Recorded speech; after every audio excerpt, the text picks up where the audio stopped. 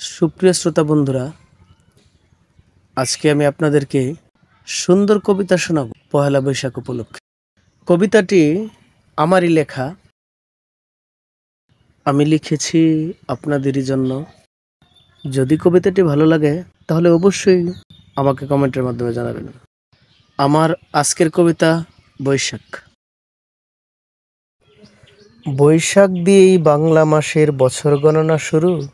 সুনীল আকাশে ভয়ের ছবি, মেঘ ডাকে গুরু গুরু। এই মাসেতে ভয়ের নাম কালবৈশাখী ঝড়। গাছগাছালি ভাঙার সাথে ভাঙে কত বাড়ি ঘর। আউশ ধানের সোনালি রঙে কৃষকের মন হাসে। ঝড় তুফান আর শিলাবৃষ্টিতে নয়ন জলেও ভাসে। কখনো রোদ কখনো মেঘ, আকাশের এই খেলা।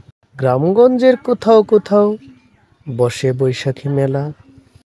বৈশাখেরই প্রথম দিনে পান্তা ইলিশের নাম। পান্তা ভাতটা সহজে জুটলেও ইলিশের আকাশচুম্বী দাম। বিগত দিনের ব্যর্থতা ভুলে সুদিনের দেয় ডাক। বাঙালিরা তাই বরণ করে নেয়, এসো এসো হে বৈশাখ।